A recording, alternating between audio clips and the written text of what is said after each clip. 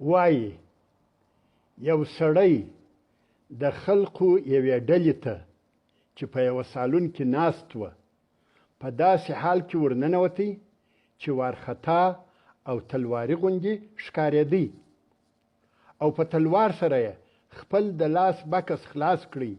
یوه ورقه یې راویستل او ویې ویل السلام علیکم ورحمة الله وبرکاته زه به نن تاسو لره ځینې نصیحتونه او لارښوونې وړاندې کړم نور نو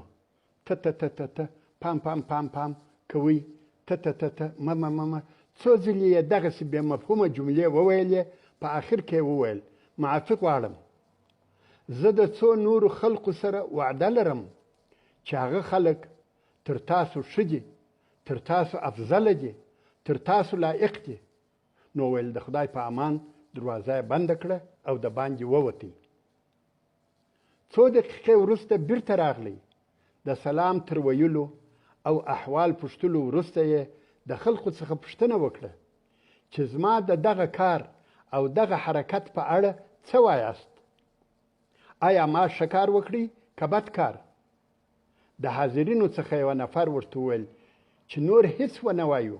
خو دغه یوه جمله به خامخا ووایو چې ډېر بد کار دې وکړی سړي وویل زه به هم په مختصر ډول سره ووایم چې د فرض لمانځه سره زموږ معاملت دغه ډول ده چې تاسو ولیدل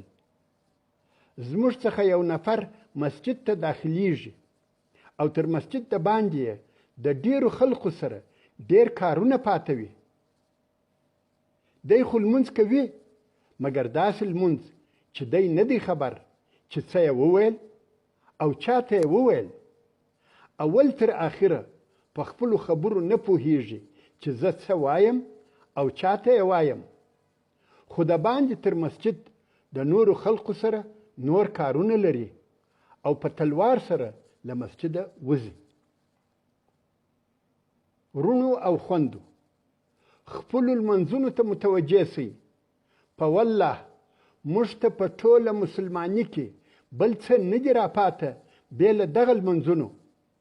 دغه لمنځونه مو د الله جل جلاله د عبادتونو ذخیره ده زموږ دپاره دغه لمنځونه امان او نیکمرغي ده دغه لمنځونه زموږ دپاره باقیات الصالحات دي زه او تاسې